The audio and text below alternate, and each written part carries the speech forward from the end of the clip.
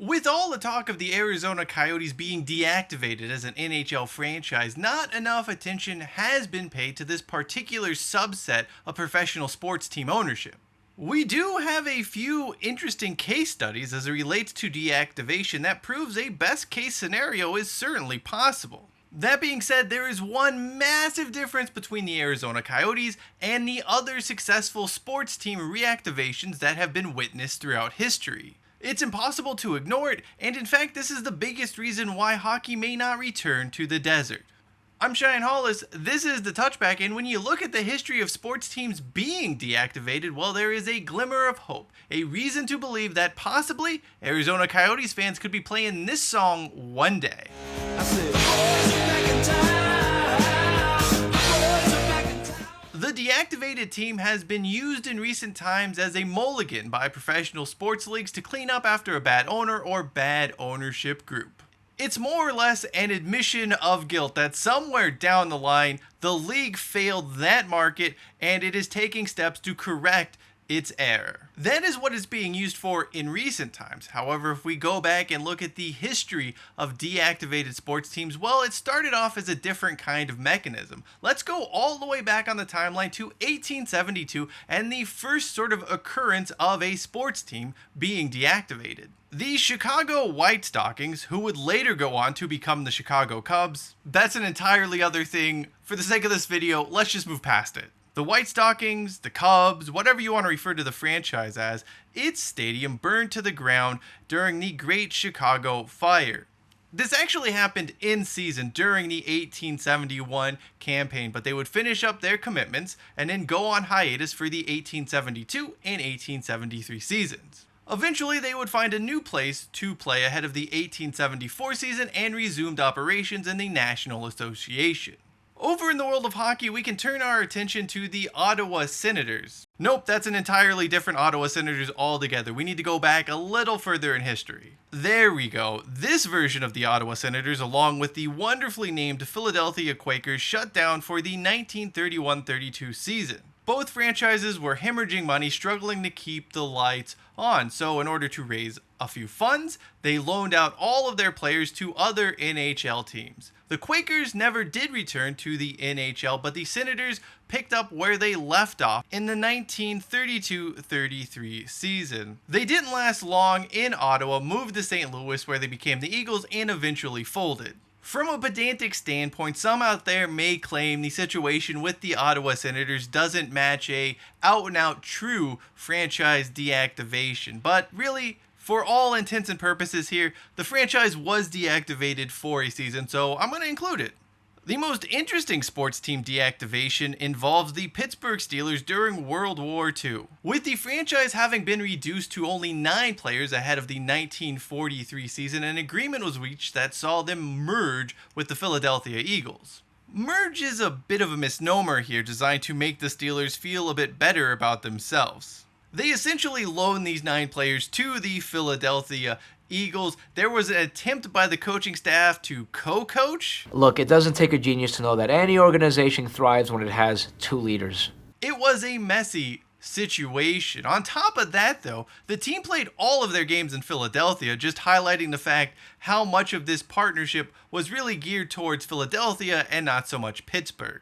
A similar arrangement was reached with the Chicago Cardinals for the 1944 campaign before the Steelers were reactivated in 1945. For Arizona Coyotes fans, those situations are not particularly relatable or apt to the situation they're facing today. A better like-for-like comparison does exist, though, both with the Cleveland Browns and San Jose Earthquakes, a pair of franchises that were deactivated and then later reactivated. Let's start by unpacking the situation that went down with the Browns.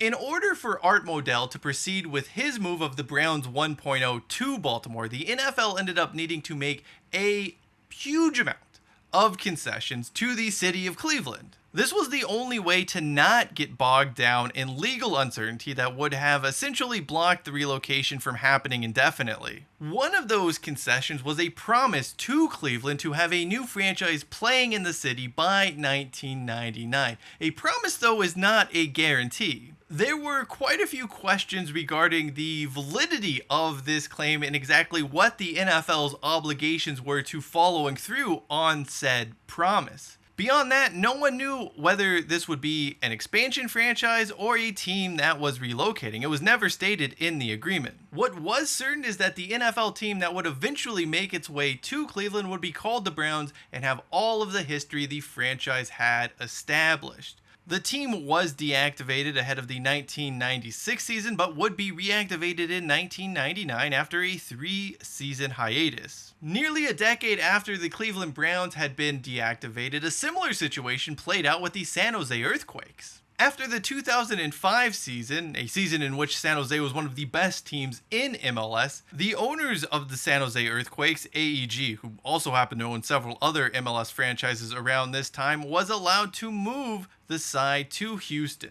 The Earthquakes were placed on hiatus until a new ownership group could be located in the Bay Area. Apparently, Major League Soccer and AEG did not try all of that hard to find new owners in the Bay Area, because 6 months later, 6 months after San Jose had been deactivated, Lou Wolf and John Fisher bought an exclusive option for a franchise in the San Jose Bay Area region. That option was activated a year later, and by 2008, the San Jose Earthquakes were back playing in the MLS once more. Interestingly here, San Jose's owners did not have firm stadium plans in place when the second coming of the Quakes resumed operations. In fact, groundbreaking on what would eventually be known as PayPal Park didn't happen until 2012. The new stadium itself wouldn't host the Earthquakes until 2015, 7 years after the franchise had been reactivated. That brings us back to the Arizona Coyotes. On the surface, you must say it appears that there would be a good chance for the franchise to be reactivated at some point in time, especially considering just how much Gary Bettman loves this region. However, there is one major obstacle standing in the way of hockey coming back to the desert: an existing owner. Both Cleveland and San Jose dumped owners who had proven unable to get a new stadium over the line. With these parties out of the picture, it brought in fresh voices and fresh perspectives. There was a willingness to work together and to collaborate on a solution. Any adversarial relationships that had developed between the old owners and their cities were gone and replaced by folks who were determined to get something done. Now, those ownership groups proved to be just as bad as the owners who were there before them in the same city, but that's neither here nor there. At least at the start, they had enough goodwill that could be capitalized on. Arizona does not have a new ownership group to come in and energize efforts at reactivation.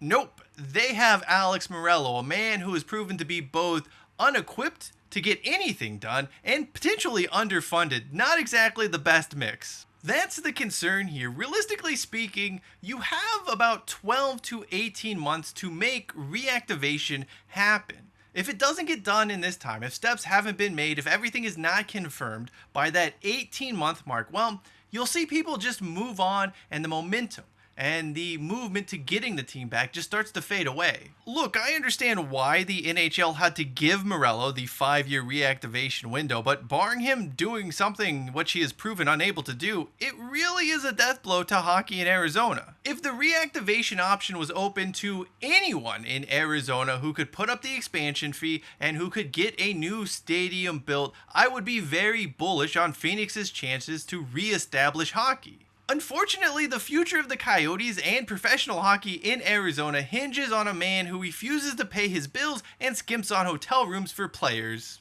There is one final point we should make about sports teams being reactivated, and that is the outlook, the future of these teams that do come back, that do get their teams back. Well, it's not always rosy. The Cleveland Browns are again agitating for a new stadium after getting one in 1999. San Jose Earthquakes ownership refuses to spend money on the team despite having a new stadium in hand. While fans have undoubtedly appreciated having their teams back in the city they belong, the good times have not exactly rolled in the aftermath of reactivation. That, though, can be a story for another time. To go back to the original question posed in this video, do deactivated sports teams actually come back? The answer to that question is a resounding yes. as long as the owner that caused the team to leave in the first place is not involved. That ultimately is what could spell trouble for attempts to reactivate hockey in Arizona. Thank you for watching this video. If you'd like to know more about the terrible sports owners that have called Arizona home over the years, video lower right hand corner of your screen is the place to go. And to find out how the Modell law could be used to prevent teams from relocating in the future, upper right hand corner of your screen is where you can check out that video. Until next time, I'm Shine Hollis. This is the Touchback, and as always, hashtag take it out to the 25.